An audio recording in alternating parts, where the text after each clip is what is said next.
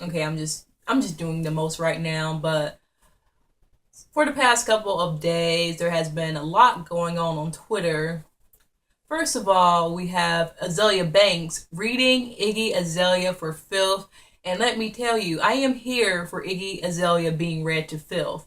However, I have an issue with Banks as well because, as we know, Banks has not said the most politically correct things. A lot of her things has been transphobic, very queer phobic. She has dropped the F slur so many times at Perez Hilton. Say what you want about Perez Hilton, but no matter how repulsive a person is, you have no right to call someone a slur that targets their marginalization. And then, plus, there were tweets about her being anti Semitic and calling people. Basically, she was in an argument with someone and she was like, sit your Jewish ass down and all of that. And it just came off anti Semitic because basically she was complaining about how there are white Jews who pretty much instrument white supremacy and oppress all who are non white. And I agree with that. I feel like that should not be overlooked just because a white person is a part of an oppressed class. But then she wanted to group every Jewish person into white privilege, white supremacy, which is very problematic because, first of all, not all Jewish persons are white or even passing. There's actually a large portion of people of color Jews, who don't ID as white, who aren't considered white. So I put that up there about how why are we suddenly forgetting that she is transphobic, that she is queerphobic and anti-Semitic, just because she has been saying things that other black women have been saying, and black feminists who aren't bigoted, who aren't inclusive, who do care about queer women, who do care about rape victims, and who aren't anti-Semitic. So like that was a very valid point that I was making. And one mutual was like, but Azalea had a point. Are you saying that she's wrong about white Jews? I'm like, look, like, first of all, I was kind of taken aback because I mentioned that Azalea was being anti Semitic.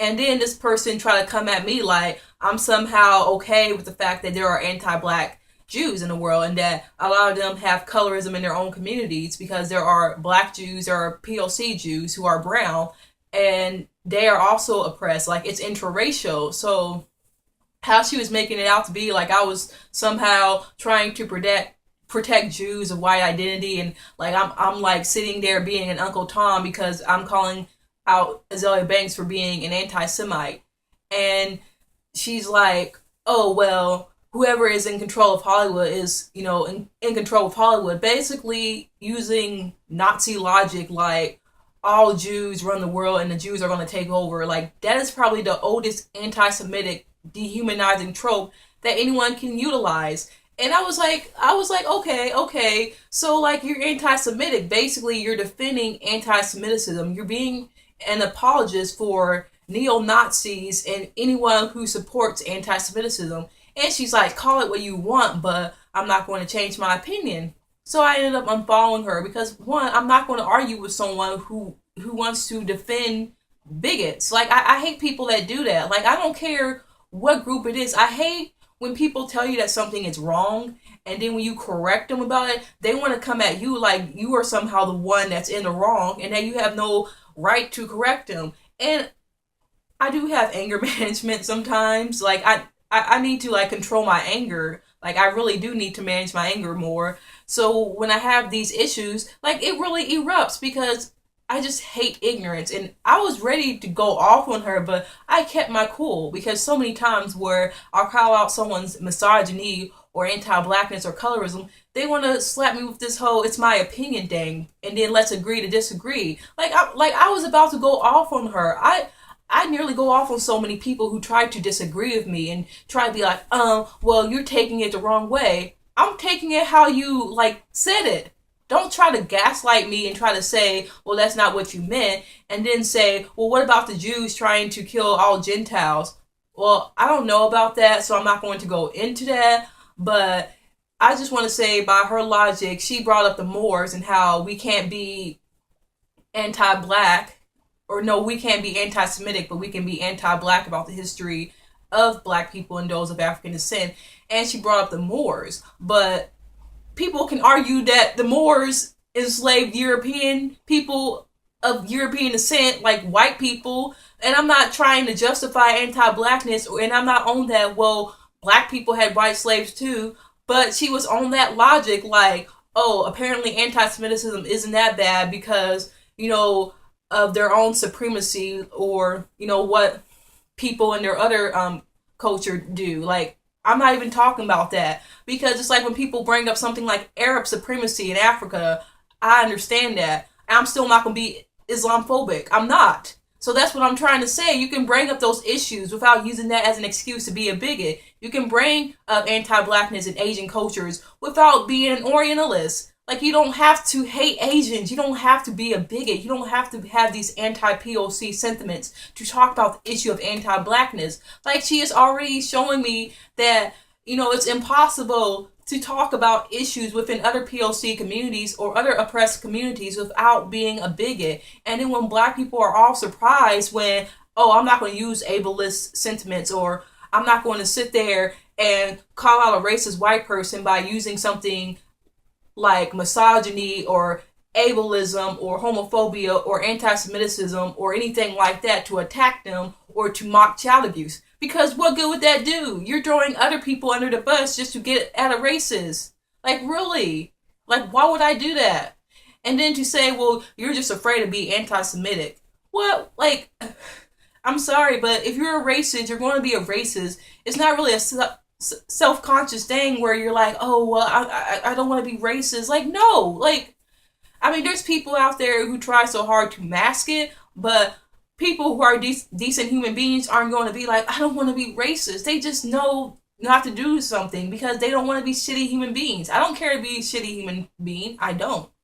So don't try to act brand new when I call you out and I'm trying to collect other people within my marginalization who think it's cool to attack Asians or think it's cool to attack everyone of the Jewish identity, and then to pretend like there are no black Jews, and then when you bring it up, I just have an issue with white Jews. I understand that. I understand that you are frustrated with the fact that there are white people who are a part of oppressed groups who think it's okay to be racist and then go back with the whole, well, I'm not really white or I'm not really considered white. I mean, there has been people who have said some pretty anti-black things, and when they have been called out, well, I'm Italian.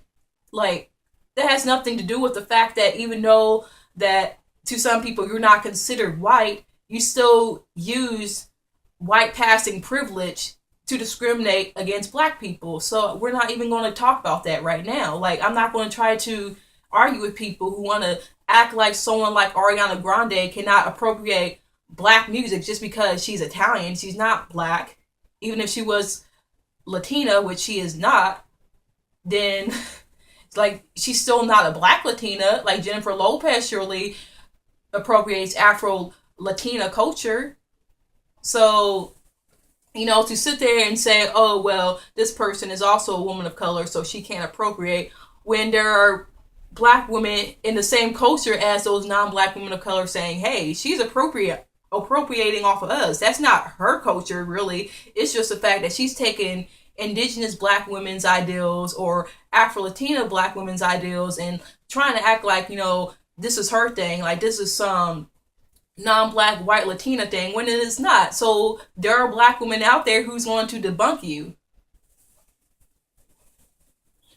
Anyway, speaking of black music and cultural appropriation, with the whole Azalea Banks and Iggy Azalea situation, I decided to look up Little Debbie and Krayshawn and B Nasty to see how they were doing, because here's a little story.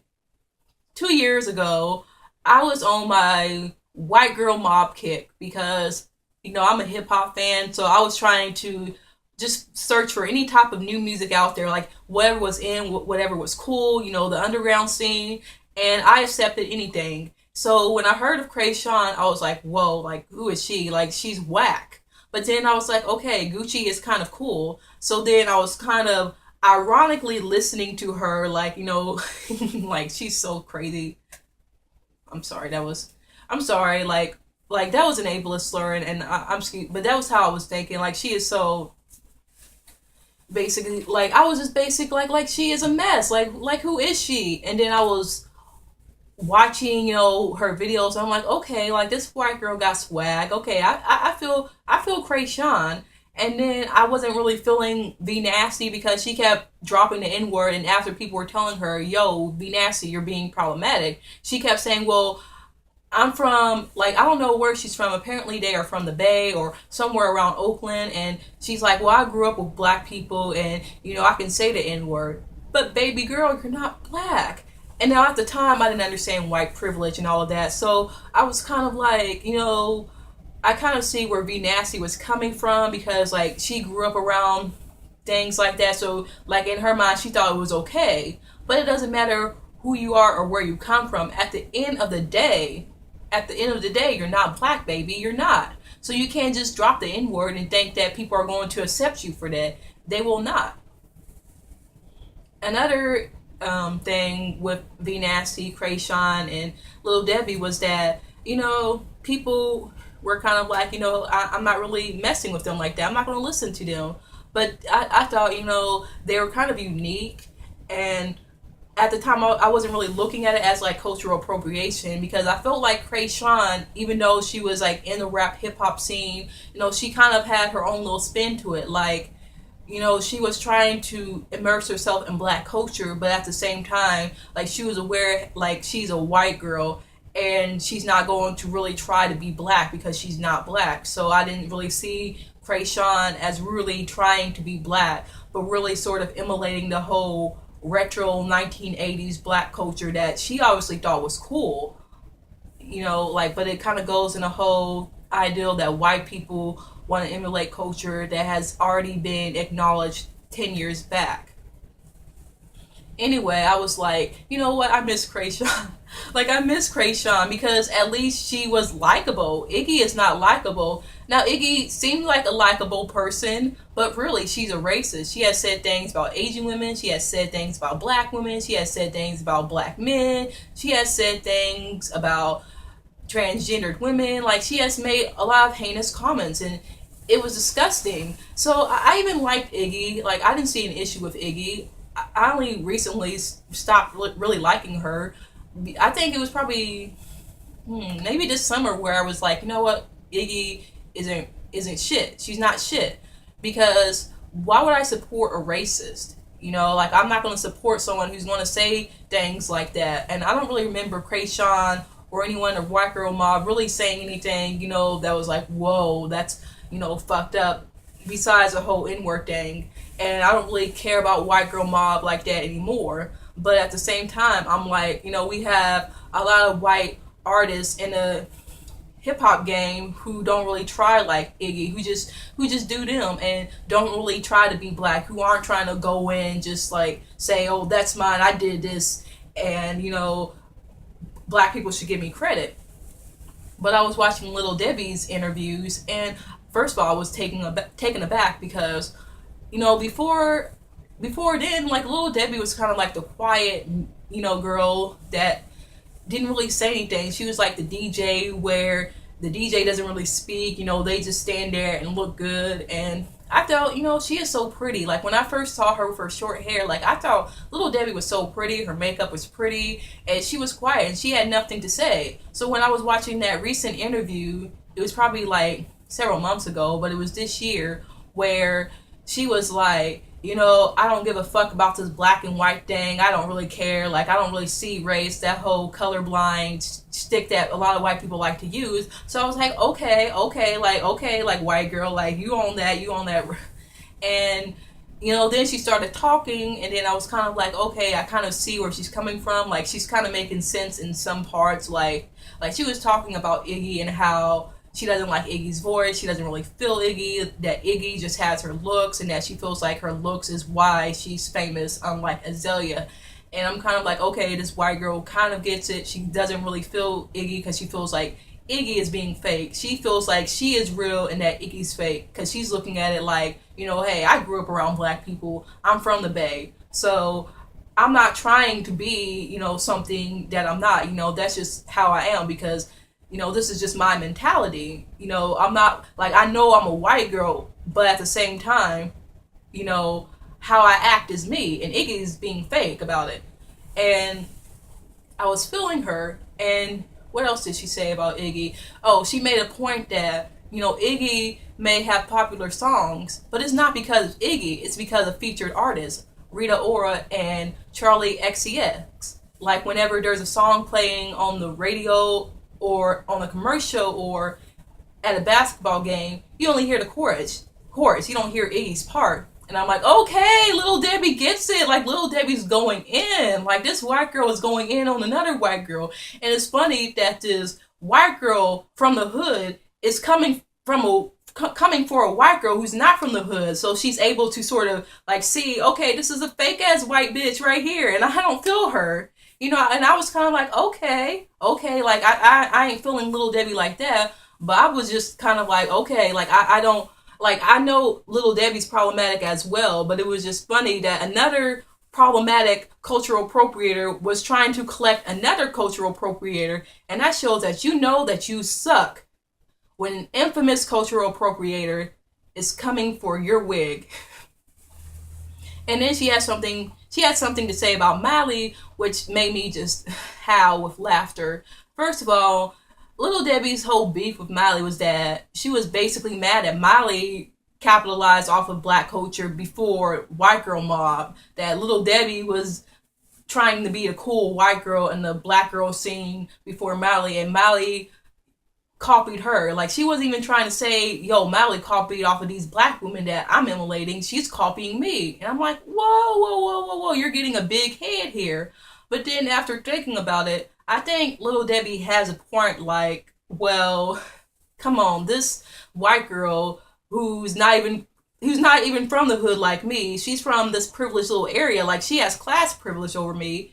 She looked at me and looked at White Girl Mob and other white girls like that and was like, you know what? I want to capitalize off of that. I want to be that cool white girl before these other white girls do it. Like, I want to be that sort of white girl gone hood. I want to be that silly rapping 23s and about J's and all of that. And then I feel like, Lil Debbie's kind of right. Because I was listening to some of her music and I'm like, you know what? This does seem like something that Miley copped for 23. Like, wow. Like, so she does have a point that Miley was probably like, okay, like, these white girls are doing it. I want to try to be like them. But more or less, Little Debbie was just mad because apparently Miley Cyrus is making a buck and she's not the one looked at as the cool white girl. Because, first of all, she was saying that white women needed to be more respected in the rap industry. Are you kidding me?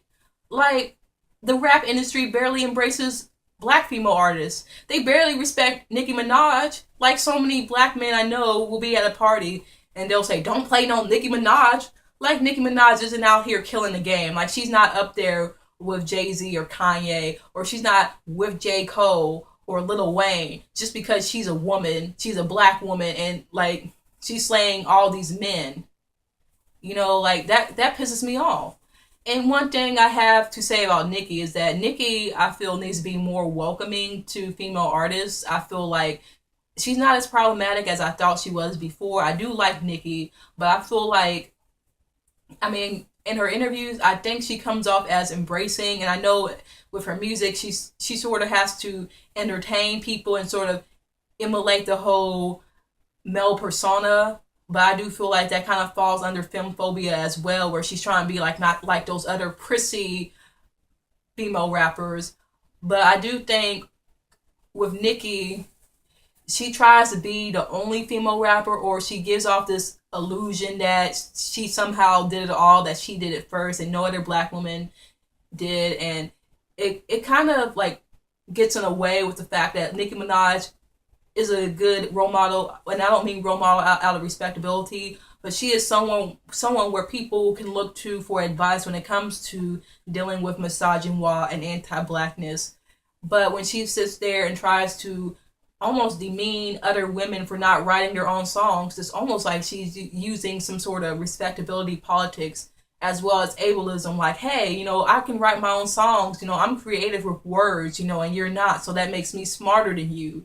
And that whole women are somehow stupid that really don't know what to do without a man's help. And there are so many male artists who don't write things just off the top of their head. They get help. They have all these complex rhymes. And I feel like a lot of them do read a dictionary. But do you honestly think that their whole freestyling is something that they just thought up out of thin air? No, they get help. So when people make it sound like, okay, we have some male rapper just writing out their ideals and giving it to them, like, hell no. Like, these women are coming up with their ideals. They may get people to help them and say, okay, maybe you should like switch this up, or more like proofreading, because it'll be like someone trying to tell me, well, Kara doesn't write her own stories, because I write the story and then I have people look over it and then switch some words and then like add another word. Like, that's what it sounds like, because you don't have people proofreading your shit, or you're not having someone just constantly looking over your shoulder like, okay, you need to do this, that must mean that you are somehow superior. So with this whole Iggy thing, I don't even agree with Iggy, but I do see where Iggy was coming from. But it's like she had no place to say that, because she's a white woman and she's not really looked at as a female rapper the way black women have influenced rock and roll and hip hop. So Iggy should just take herself out of the whole female rapper. Like, she has the same place as a black female rapper. And I do like Nicki. I just feel like that whole internalized misogyny where she's not like those other girls, and that whole, well, I didn't sleep with him. Like, I know you didn't. And like, I feel like if Nicki didn't sleep with anyone, she has no reason to lie about it. But I feel like she sort of takes pride in that, which kind of borders on slut shaming. Like, well, look at here, like, I didn't sleep with those men and you should be proud of me for that. Like, just because you slept with Lil Wayne or Drake doesn't make you any less talented. There are plenty of smart women who did sleep with their bosses. And these women are killing it. These women are so smart and they know what they're doing.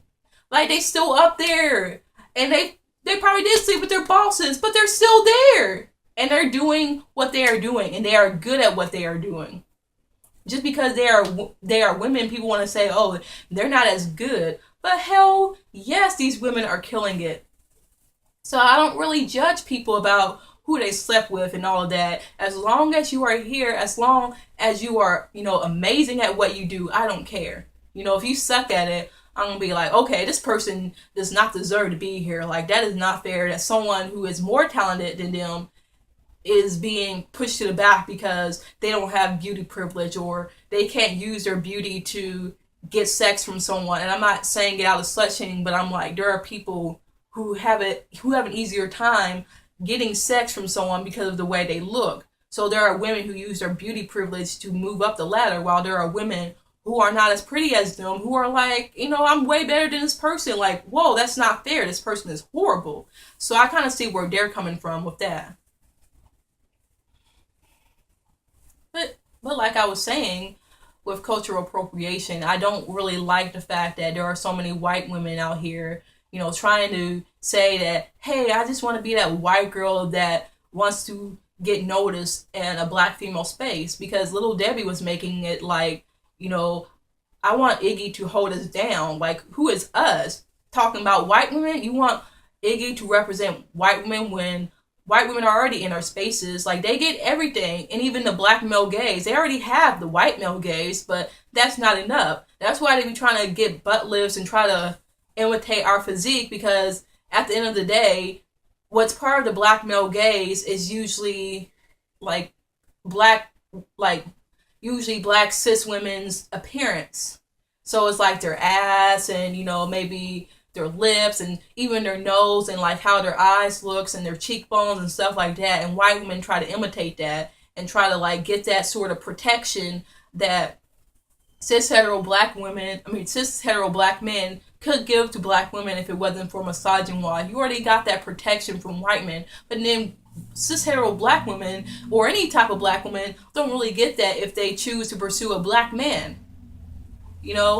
So I feel like when Little Debbie's sitting there saying that white females need to be embraced like they are not privileged, like they don't already get everything. You just want to be all up in a black woman's space, a space that was created for black women because of exclusion and because of the whole white women are the best, so they have to create their own space. But yet you're trying to invade their boundaries and be that white person amid these dark people, and that's problematic. So it's not like I have an issue with white females in the rap game because they're white women, because that's kind of misogynistic if we have Eminem and we're okay with Eminem, but we don't want no white women in the game. But I do feel like the reason why we embrace Eminem more is because, like, he's a man, and hip hop is largely, like, for the most part, it's masculine.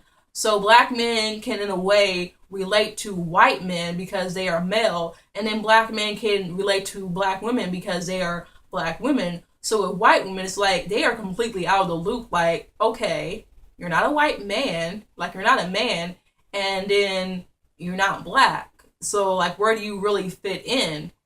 And I kind of see the point, because I don't really want the idea of a black, or I mean not black man, a white man taking over the hip hop game like Eminem. But with this whole black patriarchy logic, they would rather have a white man, in a black space than to say have a white woman, and like she doesn't really fit into their relatability, if that's even a word, other than the fact that they may both hate black women and want to erase them. Like, that's the only reason why a black man would be okay with the fact that Iggy Azalea is culturally appropriating Azalea Banks, because these are white women to them. Like, they can have sex with them and they can use them as cudgels against black women. So like, that's probably why they are cool with women like Miley Cyrus and Iggy Azalea, being conventionally attractive and having that white female appeal, basically stepping over black women, because they don't care. These are white women. White women are beautiful to them. So they could care less if they harm black women, because they barely care about black women.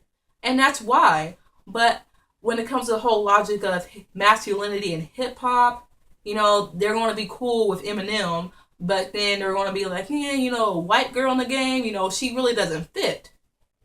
And I don't see an issue with the fact that we have white female rappers. If you're good, you're good. There's a white female rapper named Kelly Mays that I fuck with.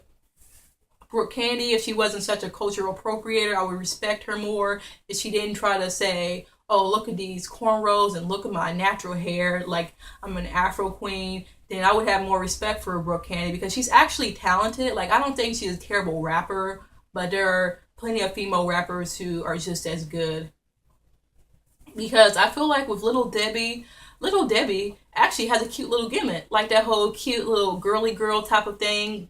But I feel like if a black woman tried to do that, then she wouldn't get away with it. And I feel like we need a little fun little girly girl black woman to like kind of be all cutesy and not try to emulate black masculinity and massage and why, be all cutesy. But I feel like that's outshined because, a black woman can't be cute. She can't be delicate, because that falls under femphobia, where a black woman tries to do everything with her appearance. She tries to have this film presentation, and she is shamed even more, because like, it's like no matter what a black woman does, she cannot win. And that's very unfortunate for a lot of us. But that's what I have to say, and that's what I've had on my mind, and I'm glad I got this off my chest, because I was actually really mad about the whole anti-Semitic situation. I can't believe this person was trying to play me like I was the Uncle Tom. Like, I was trying to, defend white people. And it's funny, like, every time you say, hey, that's problematic, to come at a white person with that sort of sentiment, they think, oh, I'm defending white people. No, I'm defending people who are a part of that marginalized group. But it's whatever. See you later.